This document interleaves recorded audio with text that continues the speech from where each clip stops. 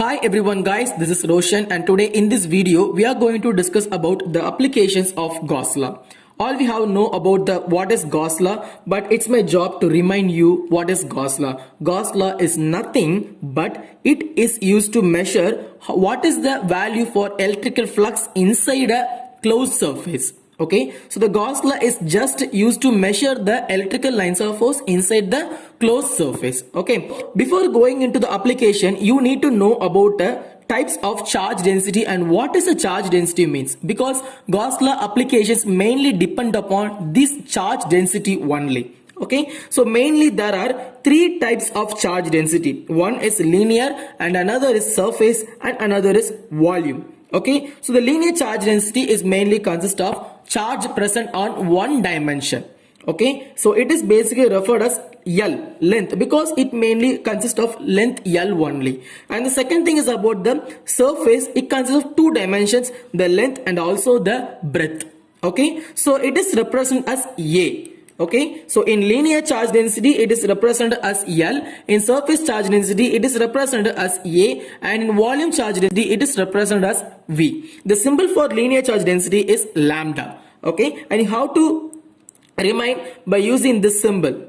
Okay, L and for L, and for this also you get to remind for sigma S and S. Okay, so no more confusions. Let's move on to see the applications of Gauss law.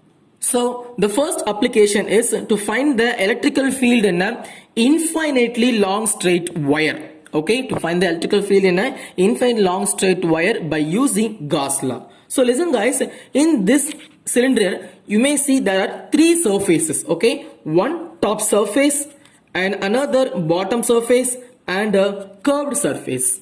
Okay, so you have to create three Gaussian surfaces. Okay, how to create three Gaussian surfaces. The one is present here and another thing is present here and another thing is present here. Okay, so let me tell you that it is normal factor N and it is the value for electrical field, direction of the electrical field, and here also it is the value of N and it is the value of electrical field E, and for here the value of N is here and the value for electrical field is here, like this. Okay, so before finding the total electrical flux, we have to just write the formula for total electrical flux, that is phi E is equal to closed integral of E dA. Okay, you have to represent the closed integral only because it is a closed surface, so you have to put the closed integral. Okay, so for those electrical flux we get three Gaussian surfaces, so I'm writing three electrical flux. Okay, integral of EdA plus integral of EdA and also plus integral of EdA. Okay, the one is for top and another is for bottom and another is for the curved surface. Okay, so listen guys, normally E dot dA should be represented as, okay, what the E dot dA in vector form it is represented as E dot dA. In normal form E dot dA should be represented as E dA cos theta. Okay, E dA cos theta. The value for the theta is very important because it is the most important key role in this question. Okay, so listen guys, in top surface. Okay, in top surface the angle between the N and the E is 90 degree. Okay, on applying this value to the cos 90 means we get 0, so the whole value becomes 0. Okay, so for the top the electrical flux is 0. Okay, for the top the electrical flux phi is equal to 0. Okay, the same answer is for the bottom. So for the bottom is also we get the flux value as 0 only. Okay, so look here, we may get the same angle. It may be either 0 degree or 180 degree. Okay, if you place 0 degree in cos theta means we get the value 1, or 180 degree means you get the value minus 1. No matter it is 0 degree or 180 degree, we took upon the value for only the curved surface only. Okay, so the phi E is equal to integral of EdA only for curved surface only. Okay, so listen guys, this is taken as a first equation.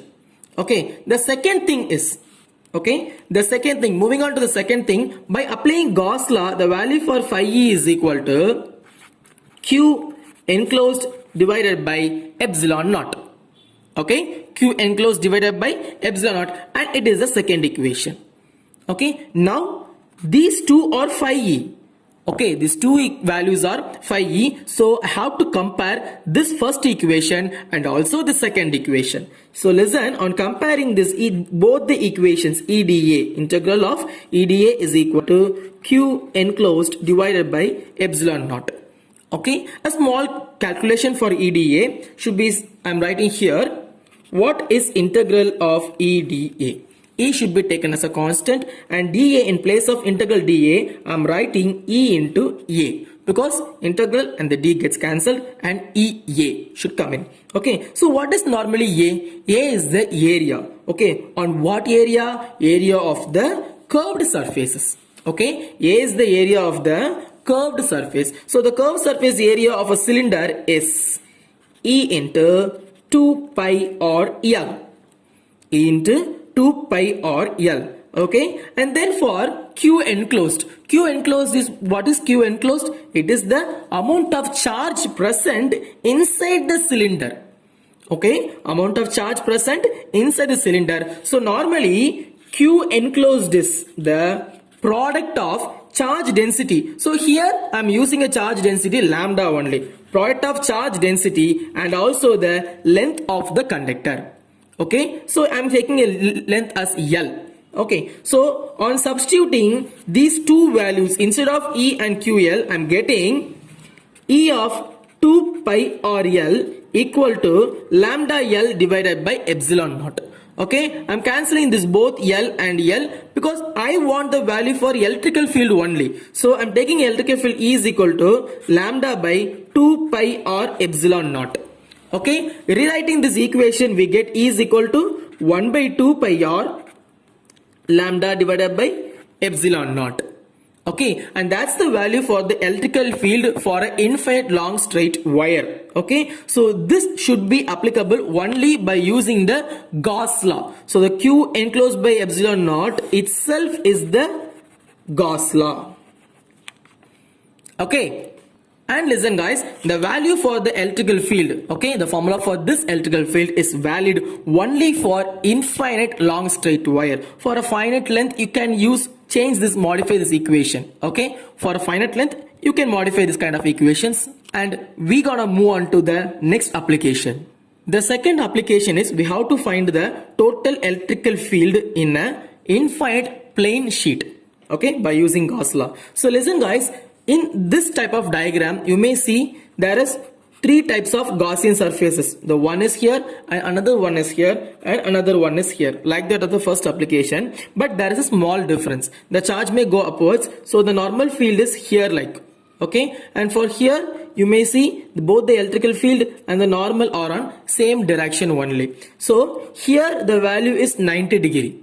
Okay, so this is the most important thing in this application for an infinite long plane sheet. Okay, for infinite long plane sheet, the curved surface, the phi e for curved surface is 0 because the angle between them is 90 degree. So we get the value for both the top and bottom surfaces, or either these both surface only.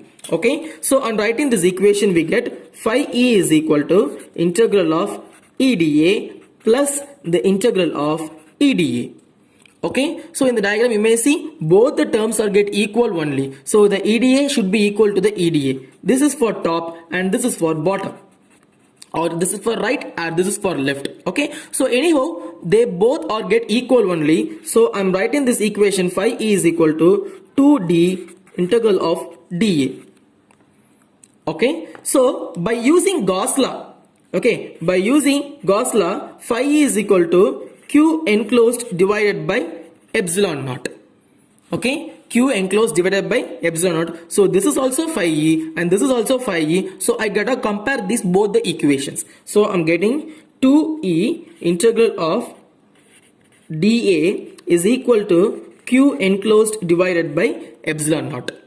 Okay, and now we have to find the value for this dA. dA, by integrating dA, we get A only. So it changes into 2EA. Okay, the value for Q enclosed in a infinite plane sheet is the product of the surface charge density and the area. Okay, so the Q enclosed get transformed into sigma cross A. Okay, I'm cancelling this and this area. Okay, so the value for the electrical field is E is equal to sigma by 2 epsilon naught. Okay, E is equal to sigma by 2 epsilon naught, and that is the value for the electrical field present in a infinitely long charge sheet. Okay, so that's all for now today, students. I hope you all understand this topic very much, and if you have any doubt in this topic means you can ask me on the comment section. And if you like this video, please give me a like, and if you want daily videos means please subscribe my channel. Okay, see you guys on the next video.